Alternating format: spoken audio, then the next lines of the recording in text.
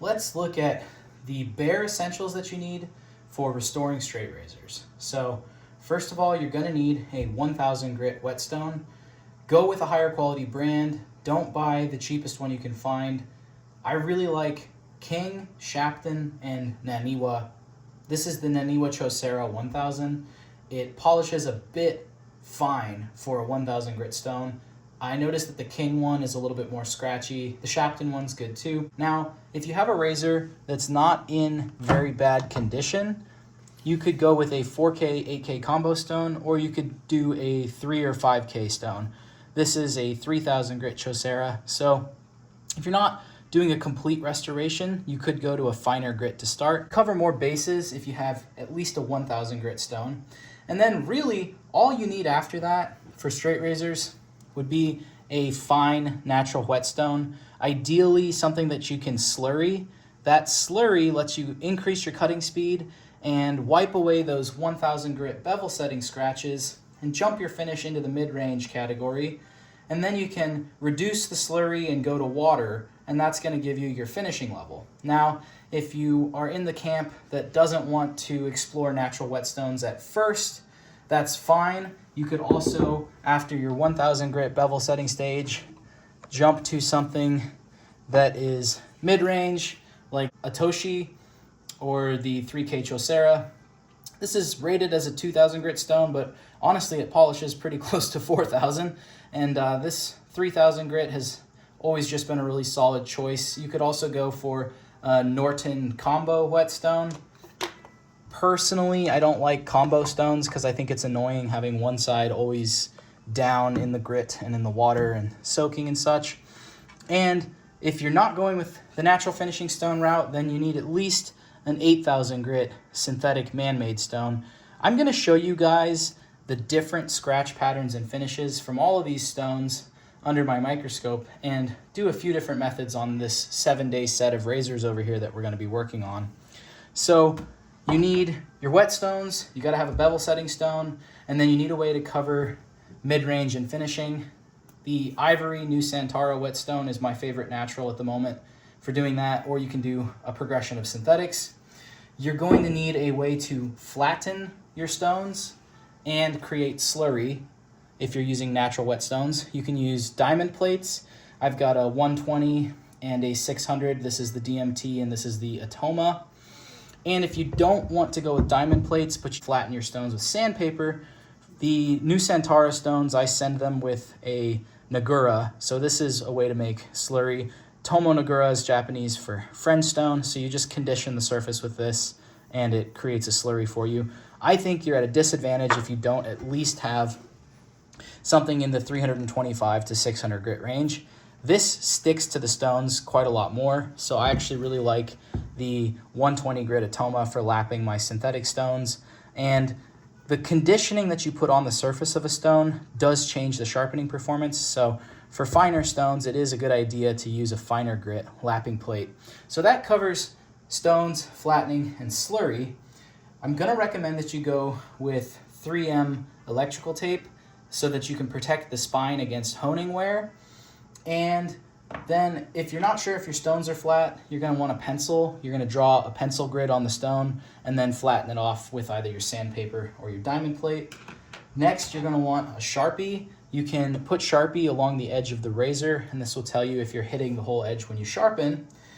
Whenever you're done and you take a break, you need an oil. I recommend mineral oil or this Camilla oil that's for katanas.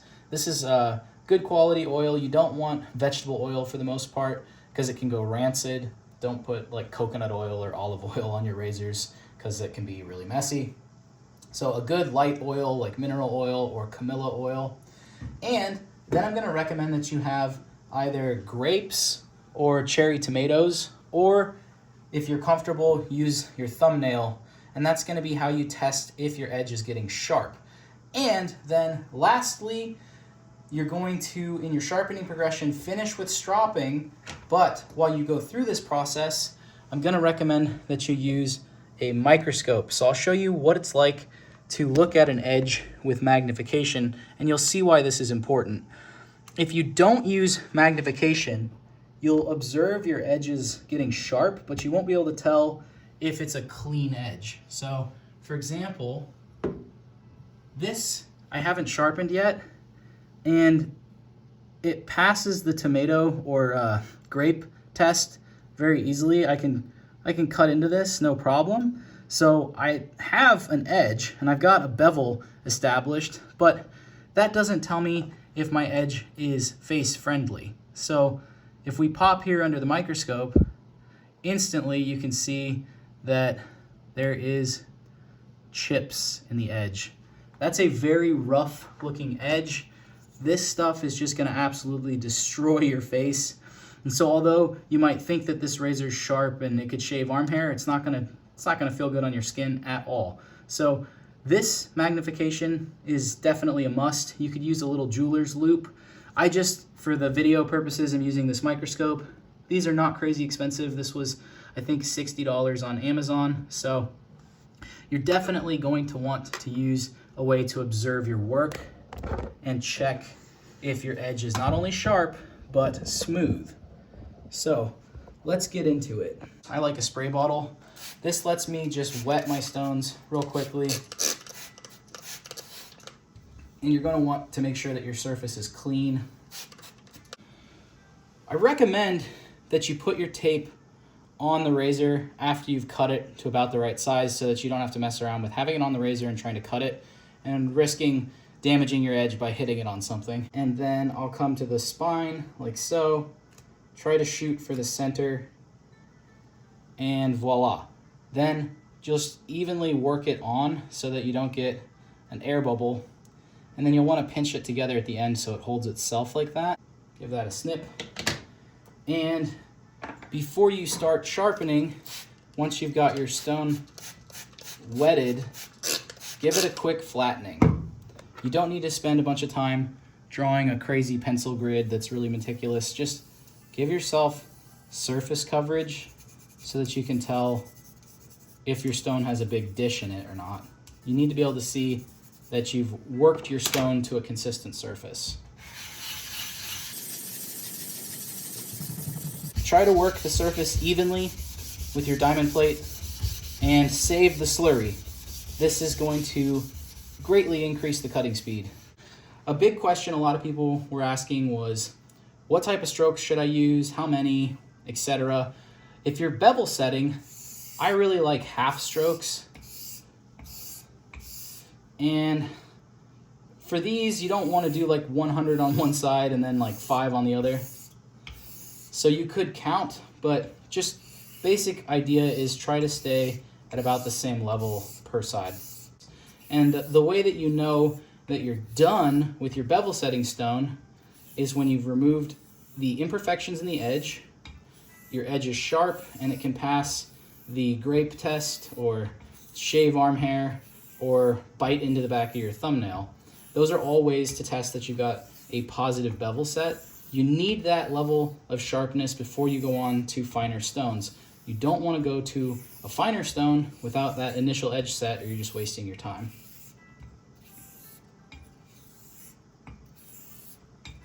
So I'm going to just do what I think is about enough to get through that level of damage that I saw, and then we'll check. And it might take more, it might take less. I'm not going to wear out the angle of the spine because I taped it, and so this lets me keep a really very consistent level of geometry. I don't want to start wearing the spine too thin because then I'm going to be sharpening behind the edge instead of hitting the edge. And another very, very popular thing that you'll see people do is just gently kill the edge. So I'm going to go to the corner of my stone and just lightly draw it through, or you could go on the surface like this. You don't want to flex it while you're doing that because you can break off a piece of the edge. So I'm just going to do that and just really make sure that I'm taking away how sharp that edge was. This flattens out those chips, and when it comes back to being sharp, that gives me a good idea that I've removed the imperfections that I was dealing with.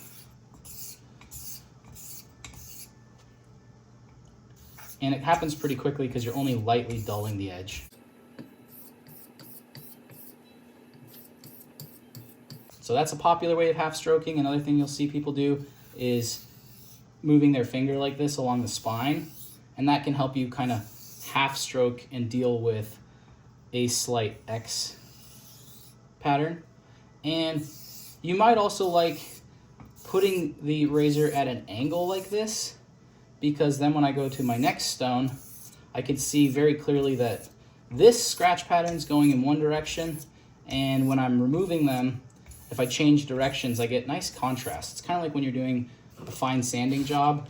If you sand all your scratches in one direction, sometimes the deepest ones are kind of hidden and you don't see them until you get way up into your finer stones and you realize you got to go back. So that's something you can play with if you're using your observation and magnification.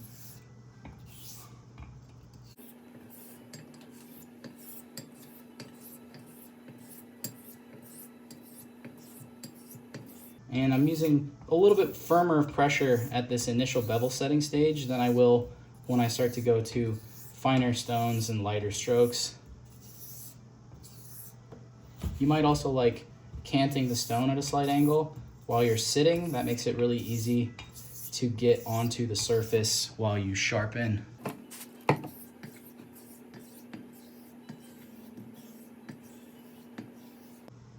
Okay. So I'm gonna probe the edge, and if I'm using the thumbnail trick, just having your thumbnail slightly wet lets the razor bite in, and then you just gently draw, and you're feeling that it doesn't skip over a place. So here, it skipped off my thumbnail at the very tip, so that's telling me that I didn't get the tip back to sharp yet. Same idea if you're trying cutting grapes. And like I mentioned in the first half of this video, not a huge fan of trying to slice paper because it can cause that sideways flexion that you don't really want on your edge. And if a place on my edge needs more attention, I can just gently put pressure there.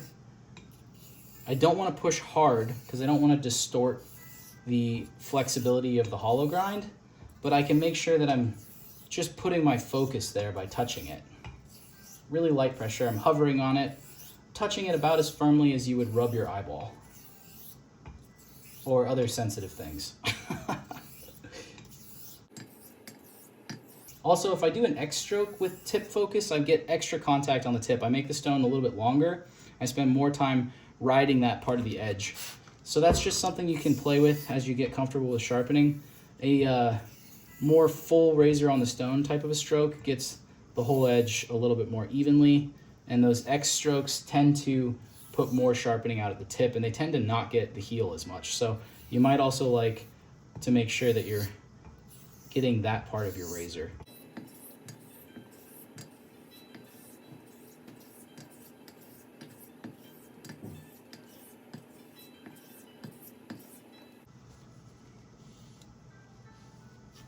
Okay, let's test. Just for the camera, I'll do another grape cut.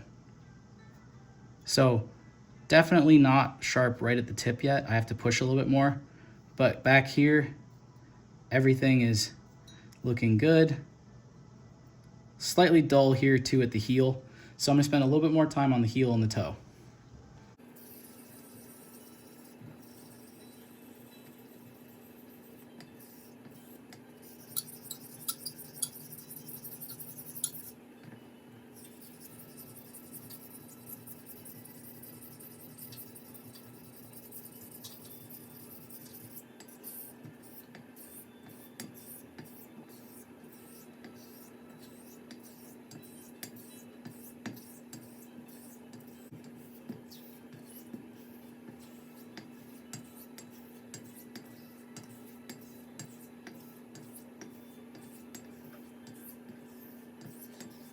And the way you'll know you're done with this is when those parts are sharp again. And then when you check with observation and you make sure that there is no chips or flaws left in the edge. And generally speaking, you're gonna spend the most time on your bevel setting stages for razors that need restoration.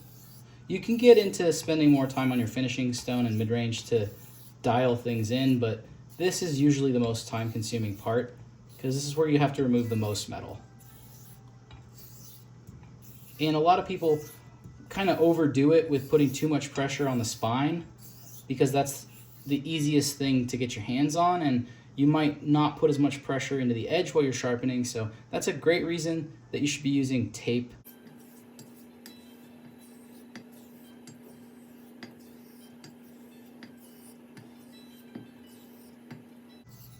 Another thing is I'm always turning like I'm turning a pencil in my hand. I'm always turning away from the edge. I don't want to pick up like this because I may go right into the edge and damage it. That's really important muscle memory because when you start going a little bit faster, you don't want to roll the wrong way and accidentally break off your edge.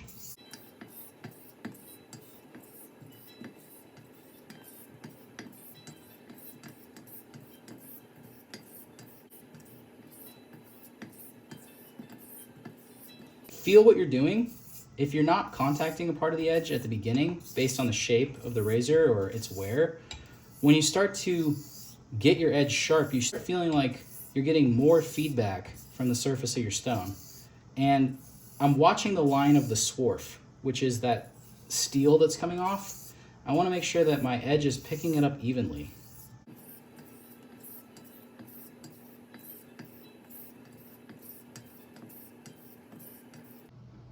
All right, that's the new bevel that we've created. So let's just scroll along and see if we see any major chips.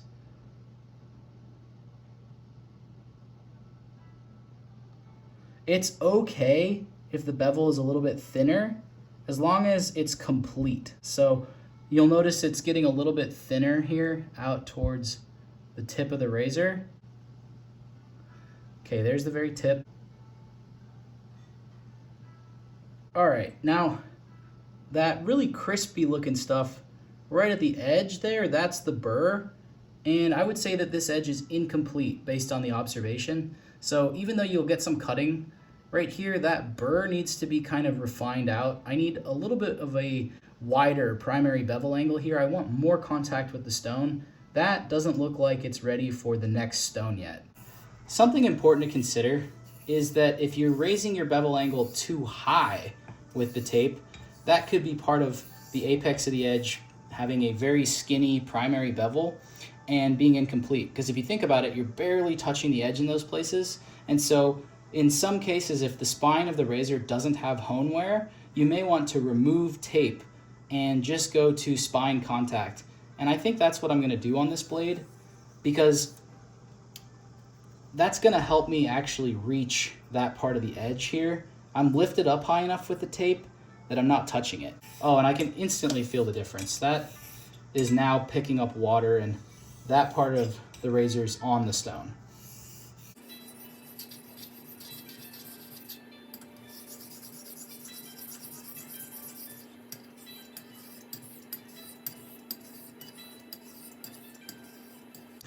Also, I'm using a little bit of torque, so I'm not trying to go along and let the edge skip up. I'm just gently flexing downward into the stone. Just a little bit of pressure this way. That's also something that's easier done without tape, because plastic does not glide upon the surface of the stone the same way steel does. So something to consider. Also, sometimes you'll see me pick up edge into the stone like that, but I really pick my hand up high. So if I'm guiding with the finger like this, I put more pressure on my forward stroke and I'm lightening up when I go backward. I could pick up like this too. Just really be mindful that you don't go edge into the stone and roll over it.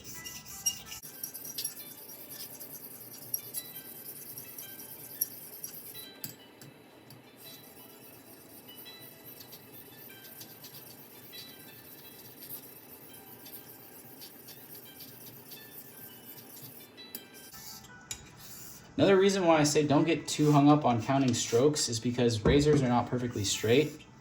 You want to be relatively in the right amount of consistency, but one side might actually just need a little bit more attention than the other.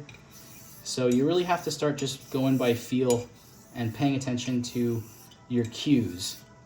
And the cues that you get from the stone are how well it picks up swarf, that feeling of gliding across and having contact of the whole surface with your edge, And if your razor has a curve in it, you want to kind of feel like you get the right glide going with that rolling X, where you can tell that you pushed swarf with the whole edge. If you're missing the middle, then oftentimes the other side is going to be easy to contact on the middle, and maybe that side misses the toe or the heel. So play around with your strokes and you'll start to get the hang of what I'm talking about.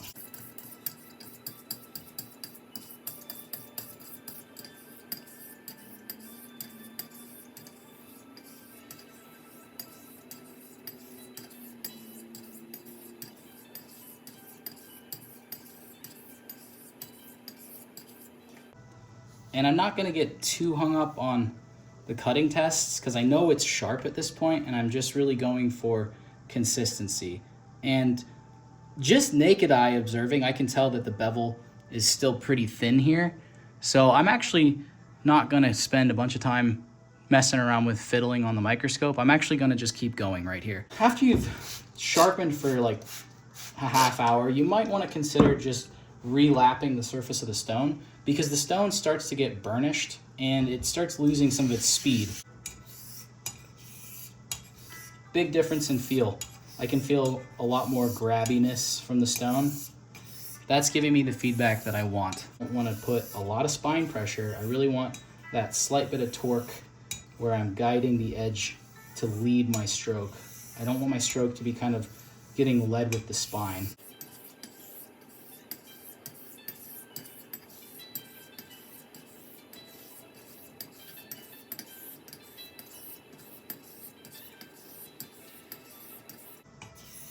Another thing you can do too is rotate your stone, because that will also keep you kind of wearing your stone down consistently while you sharpen. If you don't do that, you may find that one side you wear out right in here a lot and you don't get your contact as fully.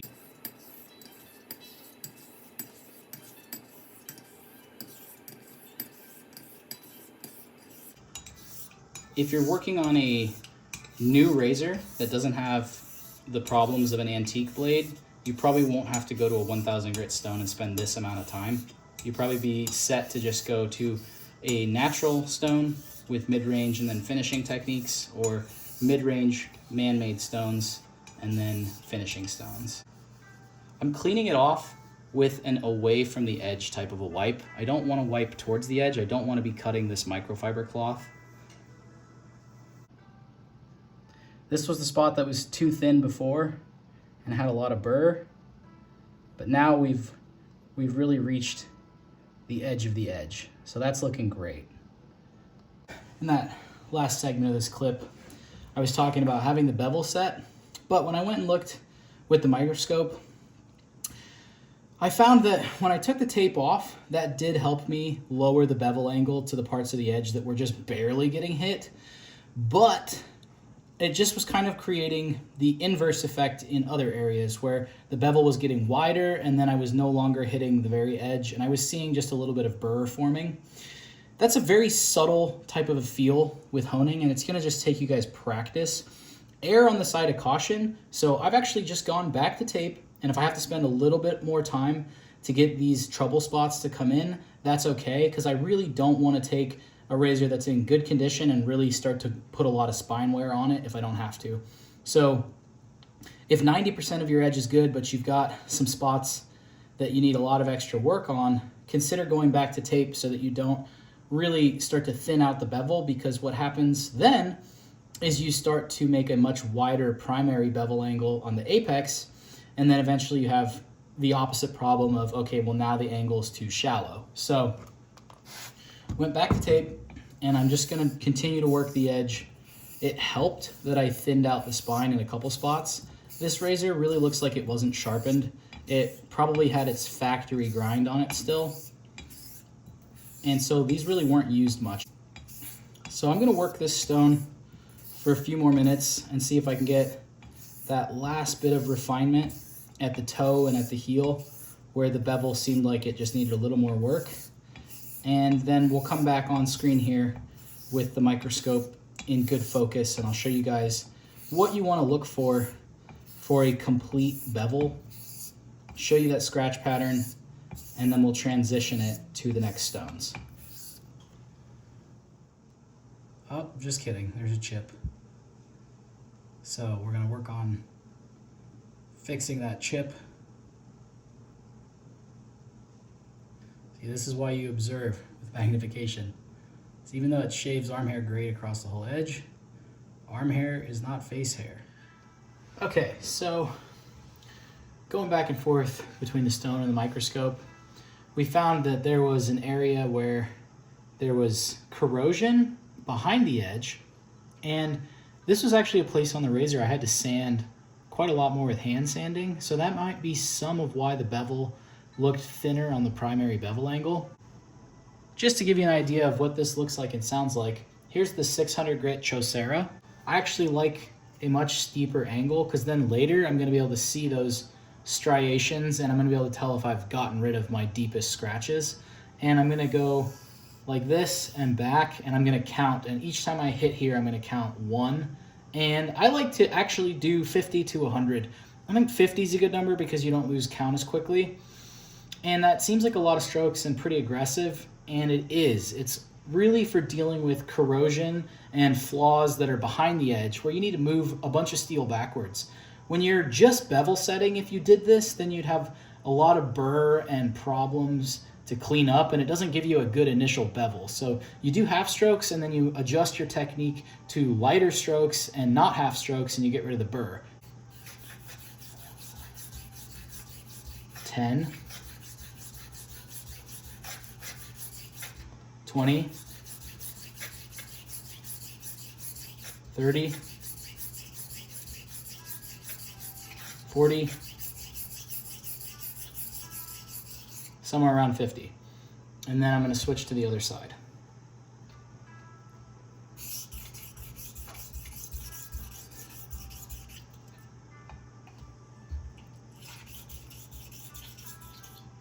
You got to find a way to get your hands on here where you're not going to slip.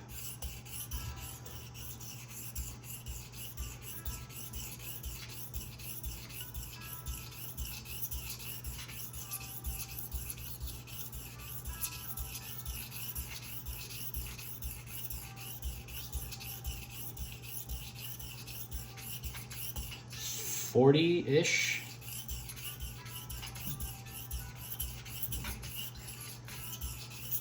$50, and then cut that number in half. So now do 25.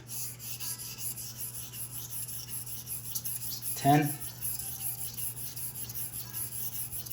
20, 25. And you can also play with this kind of an angle if that helps you. 10, 20, 25-ish.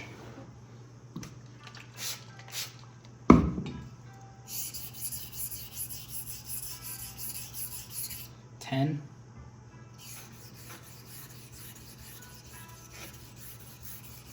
10, 5,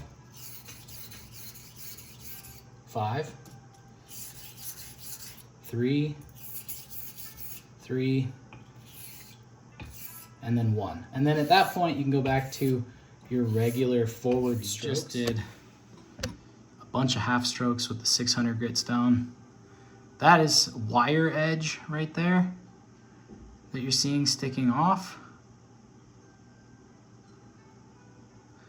Much deeper scratch pattern than what we get off of the 1000 grit stone, but it will help you burn off a bunch of steel. You just want to keep an eye on if you need tape or if you want to take your tape layer off. More tape is a higher bevel angle, less tape or no tape is a lower bevel angle. So just don't go too thin. But at this point, the bevel looks good, it's just that the edge of the edge is really rough. You can see another wire burr right there. Lots of chunks of metal. It's got a really toothy edge, and this isn't a good bevel setting stage to then clean up from, so it really needs the 1000 grit stone after this. All right, finally past the bit of rust that we had up there. You can see some that's on the secondary bevel. That's far enough that I'm not worried about it. It's when you have chunks of corrosion like this in your primary bevel that you need to get rid of them. And now that my primary edge is looking so good, this shouldn't take me very long at all. And now I was here on my half strokes on the previous stone, and I'm going a lot more straight on so that I can see a distinction between the two when I observe with magnification.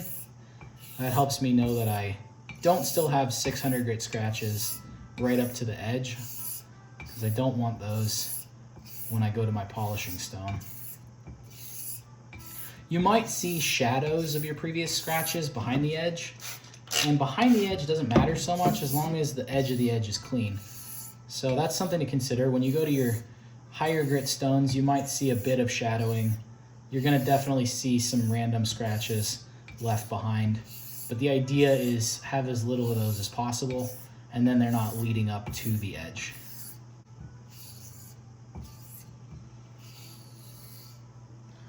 All right, that should be good. Let's do our quick grape cut just to see how sharp our edge is.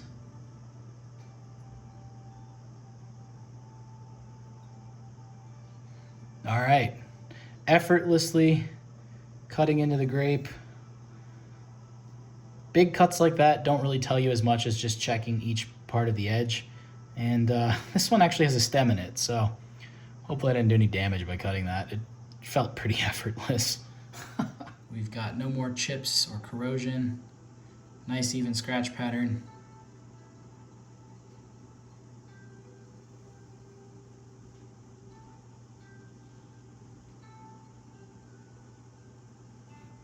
And most of the 600 grit scratches are wiped away. That's what we want.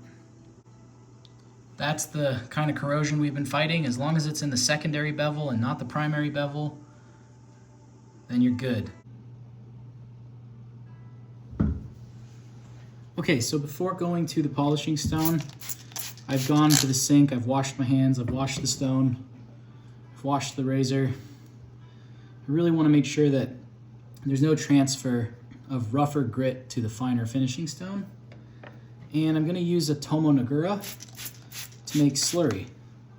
You can also do this with a diamond plate, but if you don't have a diamond plate, this works great. This cleans the surface of the stone from steel, so it stops it from being burnished, kind of opens up the cutting action of the grit again, and the mud gives you really nice abrasive to work with. And you can play with different grits with your slurry stones. So if you have a medium fine Nagura or a pre-polishing level Nagura, say a piece of Japanese whetstone or a different natural stone, you don't have to use a matching stone, but a matching stone really gives you the ideal performance. And if you see a hair or anything on the surface that shouldn't be there, you want to wipe that off.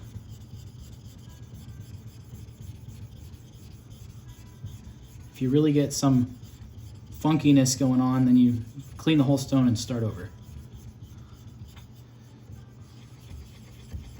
I don't need my slurry to be crazy thick. I kind of want it to look about as thick as like milk, like maybe 2% milk. You don't want it super thick and creamy, but you also don't want it totally watered down.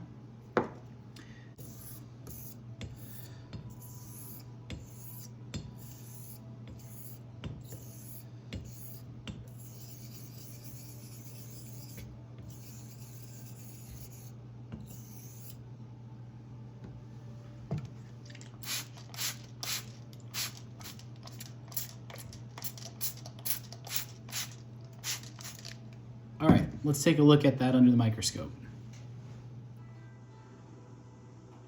Without a hell of a lot of effort, that's a finished edge. And really, most of the heavy lifting is at the beginning level. This is a super refined straight razor edge at this point. You can see those shadows of scratches, but the apex of the edge is super clean. Another thing you're looking for is how tight this is. This should be as tight as possible. And that's going to give you a read on how fine your stone is. So pretty impressive work and very, very short amount of strokes. We could go back to the ivory stone with slurry and do a little bit more work, and then just a few very light passes with water to finish. But that's the advantage right there of a natural whetstone. I didn't have to go to a 3,000 grit and then an 8,000 grit and then a 12,000 or 15,000 or 30,000, because that right there, it's going to give any 30,000 grit synthetic stone a run for its money in terms of how comfortable and great that shave is. And that's why I recommend to beginners just get a good bevel setting stone, diamond plate, and a natural finishing stone, because that right there is freaking great performance. I am so happy with that edge. Well worth all the work it took bevel setting. So let's go back to the stones now. So we've just showed you that with light slurry, with the Tomo Nagura, you get a ultra refined edge that's finish level pretty much right after bevel setting. And if you want to work the edge just a little bit more, just do light pressure and chase that slurry. Just keep your strokes really, really light. You could have lighter amounts of slurry on the stone, but eventually you really just want just mostly water or like a very, very misty slurry. And at that point, you don't want any pressure. It should be super, super light.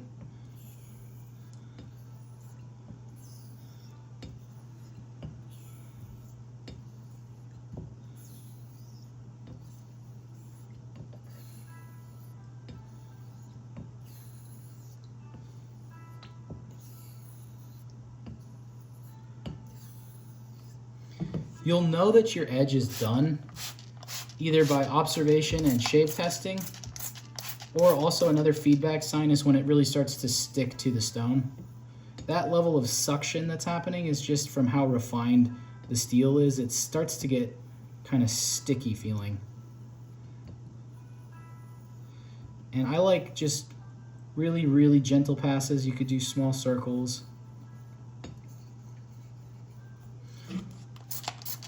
Still mostly just doing edge leading strokes with a light touch. And continuing on and refining further at this point, you're not going to see a massive difference within the next few minutes. After that, your edge is pretty much done. So you don't need to spend another 10 or 20 minutes on this stone. And if you're really trying to go for the most beautiful edge under the microscope, that's not really going to tell you everything about how the shave is going to be. So once that apex is cleaned up, you're good. I wouldn't worry too much about the scratch that you see that doesn't lead right up to the edge. As long as the edge of the edge has that super tight, polished appearance, then you're looking good for going to shaving. So if you don't have a natural whetstone and you have synthetic stones, then your finishing process is going to look a little bit different. You'll go to something like your mid-range, like this 3,000 grit.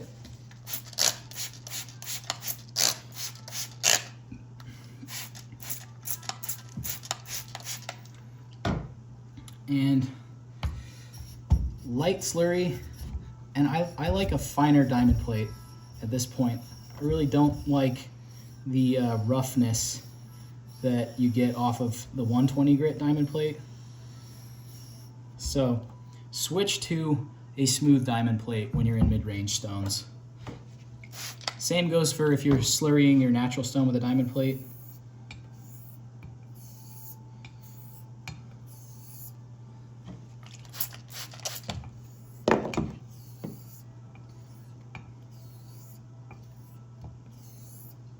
And yes, we are taking the edge backwards because it was finished, but I want to show you guys the scratch pattern difference with the synthetic finishing stone. So we'll just do our dropping the edge backwards and then go to our man-made finishing option. Chaucera 3K, it's just a really nice stone. It's got that lovely strawberry kind of color. Really soft, creamy feedback. Not a scratchy feeling stone at all. And honestly, you could just go right back to a natural stone if you've got the 3K but you don't want to do a man-made finisher. And really, the biggest thing for me is just the comfort of the final edge. I don't think that that 8,000 grit edge gives as smooth of a feel, so I like a natural stone better, but just wanted to show you guys this because we've been talking about all the different options, all the different ways to skin a cat. And a good idea as well for thinking about when you're done on your stone is when you see the slurry change colors. When you're seeing swarf in the slurry, you've removed metal and you've most likely transitioned your entire scratch pattern. That is a rule for mid-range stones. That's not always the case for a 1000 grit stone. Just because you've removed metal doesn't necessarily mean that the bevel setting work is done. But when you're on mid-range or finishing stones, as soon as you see that change in color, that's when you go really light with your pressure and then mostly just water to finish.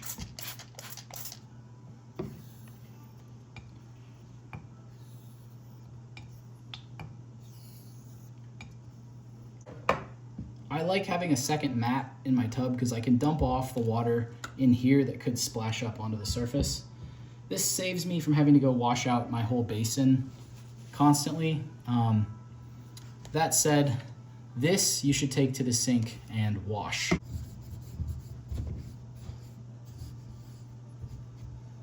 Alrighty.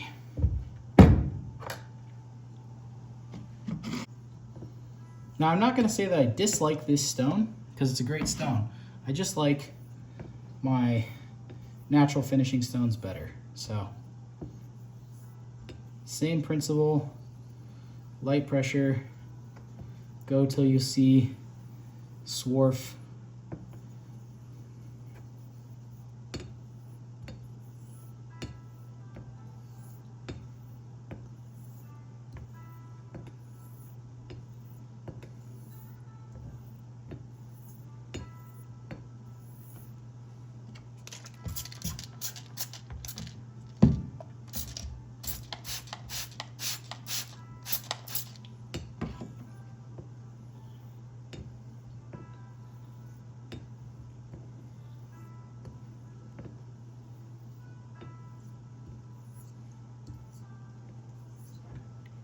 All right, should be about enough. Let's take a look at what the 8,000 grit edge looks like under the microscope next. It's a high level of polish, but the edge of the edge just feels a little bit more bitey on your skin. And you can see that we're back to having deeper lines than what we had off of just the natural stone. And really, either one is a finishing stone. This is just preference. So I know, personally speaking, that this edge just doesn't feel as good on my skin. You can see that it's got those plow marks in it, and those show up on your face. Now, is it super sharp? Yeah, definitely. But it's aggressive still, and it's got that saw blade type feel. So even though it's a very, very fine stone, the particle size, it just can't compete with a natural whetstone. So let's go back to the natural whetstone, and then I'll show you guys a little bit of shaving with this edge and how to strop. That's it. That's your comprehensive guide for razor sharpening, and this shows you a lot, but what tells you the most is the shave. You can't really see how good a shave is going to be. You can guess. You can really understand the fine details, like for example being able to pick apart that the edge looks more like saw blade like off of an 8K stone and tighter, more refined off of a natural stone. So let's go back to the natural. We'll slurry, we'll finish with water, and then we'll strop, and then we'll shave. Okay, back to the new Santara natural whetstone. These are just nicknamed the ivory stones. Just going to give it a good wetting And I'm gonna use my Tomo Nagura again, and I'm gonna go with really light pressure. You can take your time to build mud because you don't wanna make chunks. And that's really one thing that sets apart beginners from professionals is beginner tends to push too hard with the Nagura stone and make a chunkier slurry. Whereas you'll see people who've spent a lot of time honing really kind of let the weight of the cube do the work. You don't want to be in a rush because you put all this time into making a really good edge, so don't botch it right at the finish line.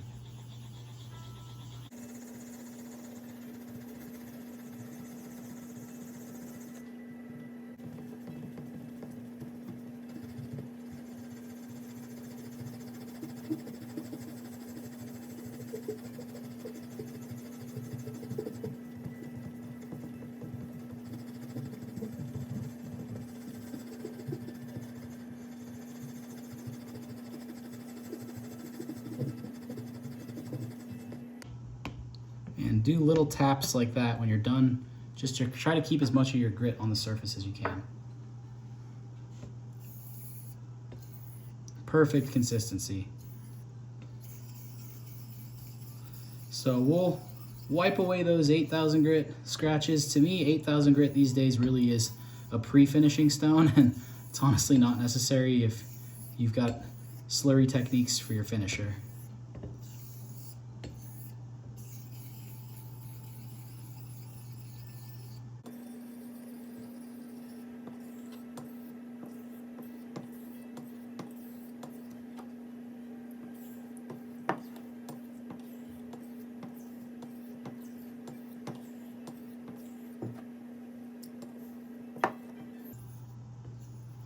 Don't get too hung up on diluting your slurry. Just work with slurry and then work with water. You don't really need to spend all this time painstakingly watering down the slurry because the surface of the stone really does a lot of the cutting. But you do need to go way lighter when you don't have slurry because the slurry is acting like a cushion.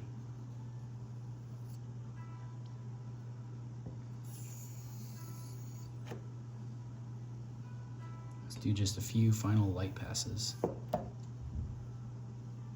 Firm stiction happening to the blade.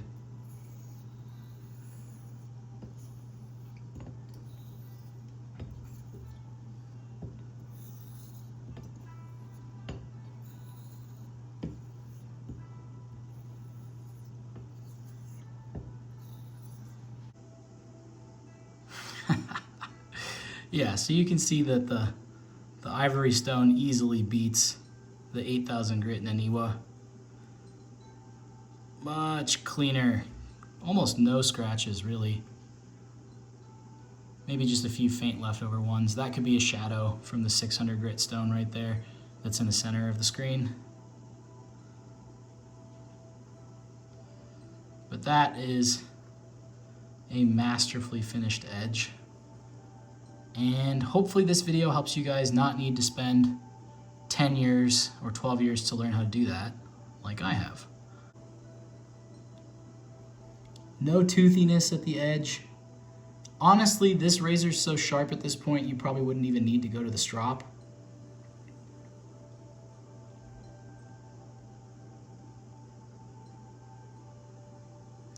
And this was the same result we got off of the 1000 grit stone, with maybe a little bit of benefit from going 3K and 8K first on that second time where we redid the edge, but honestly,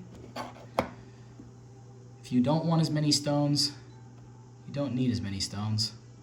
You just need the right stone for the job. Man, I could look at this and admire that for a while. That's really clean work. So let's show you how to finish now. So here's a look at my Red Imp strop, circa 1960, I believe. And something that happens to a lot of beginners, when they mount their strop as a hanging strop, they're not used to dealing with the slack and the tension, and they cut their strop. So if you've got a brand new strop and you're not confident and you don't want to mess up your strop, don't try to use it as a hanging strop right away. This is the same thing you would do with newspaper. And the idea is that this organic compound, flax, or the paper particles made for newspaper, and the leather, which is a skin, they all have a very small amount of silica in them. And because it's a soft medium, when you draw your edge backwards, you just gently knock off any microscopic burr, and you very, very subtly align the edge. Now, off of such a fine finishing stone, I really don't need to strop, but if you're between sharpening sessions, you'll want to strop. And you want to just set the edge down on the spine is where you turn it. So when you set your edge down, set it on the spine, and when you turn it on the spine. Don't ever set it down where you think it's flat, because you may go edge first like this. So set it down, then lay your spine down, and then go away. Pencil turn, just like we were doing on the stone, and away. And that's basically the key. You want to hear a bit of that zingy sound.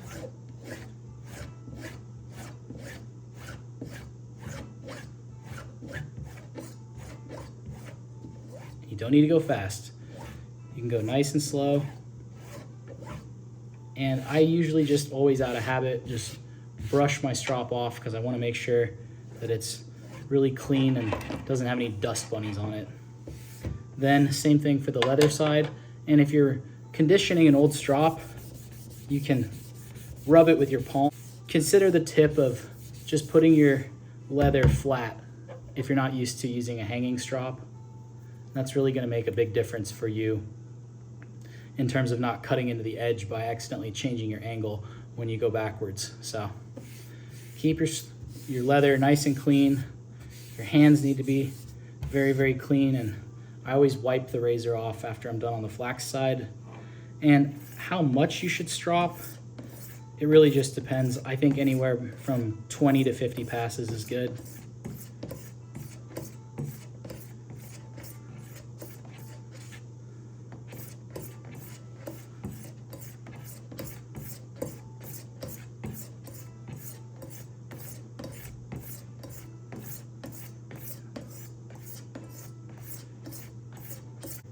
Some people also really like using compounds like chromium oxide or diamond spray, but I find that my natural finishing stone choices are fine enough that I don't need that. So I'm gonna go right into shaving next.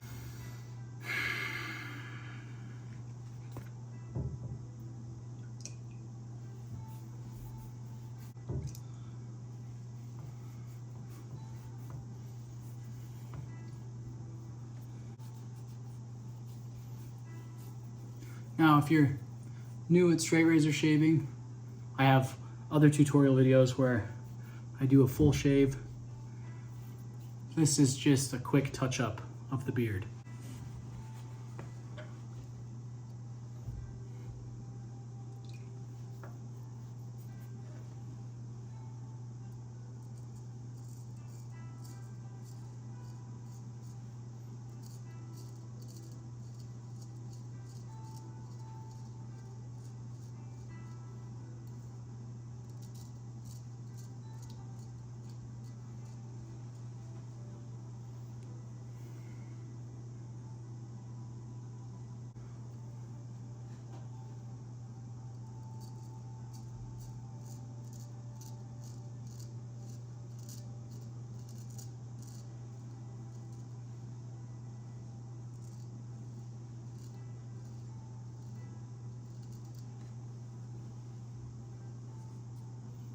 And if you're using one with a square point like this, it's great for lineups, but you really have to watch the tip. Let's try to get this a little more even.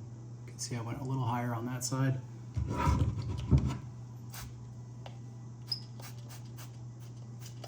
You can do much better beard prep if you're doing your whole face. Just keeping it a little bit moist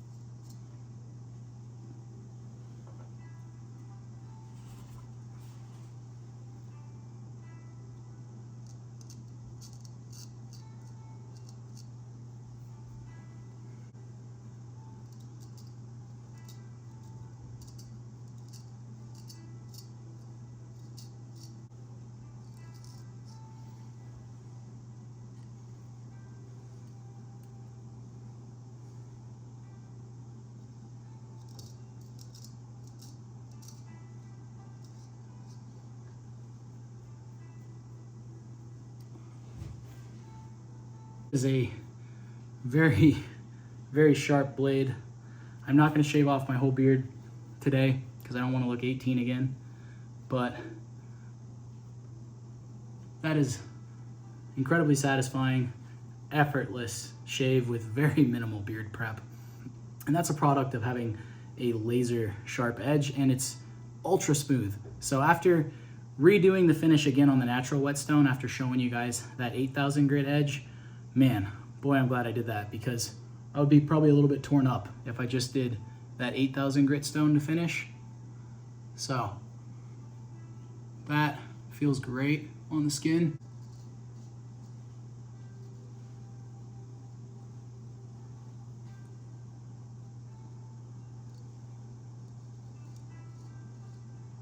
Just going back and just getting a few spots that I missed, but the edge is superb.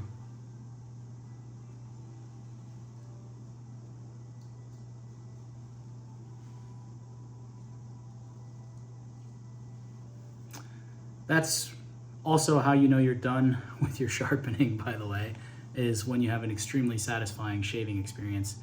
And if you get frustrated with your shaving game, go back and watch the sharpening portions again, or ask me questions down here at the end of this video here in the comments, and I'll do everything I can to help you guys get the best experience that you can out of it. It really comes down to being patient, precise, observing what you're doing, and hopefully this symposium of knowledge from my 12 years has helped speed up your learning process. So if you guys liked this video and you're all the way here at the end, you're awesome. You're one of the very few people who's gonna actually get really good at this, and I can't wait to see how it goes for you in the future. So let me know how your journey is going with straight razor sharpening. If there's anything I can do to help you guys out, feel free to come to the Wild Whetstones Facebook community group, or check out the YouTube channel here and watch other videos. And if you guys have questions, I'll try to point you towards content that's already made. And if I don't have the answer for it in a video already, then I will make one for you guys.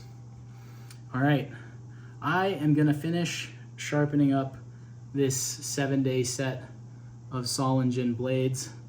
That's the Monday blade, Souvenir of Stuttgart, all finished. And when I hone the remaining 6 blades, I will be posting this razor set for sale. So if you liked this content and you're interested in owning this set of blades, shoot me a message. Nobody's claimed them yet, and I just need to finish honing the rest of them. It's probably gonna take me like another 6 to 10 hours. But if you don't need to do bevel setting and restoration, and you just have mid-range stones or one natural finishing stone, then that's really all you need to care for your blade besides stropping. And if you don't wanna buy a leather strop, you can just use newspaper. That's pretty much it. That's everything I can think of at this time. Hope you guys enjoyed this video, and I'll see you in the next one. Peace out. Stay sharp.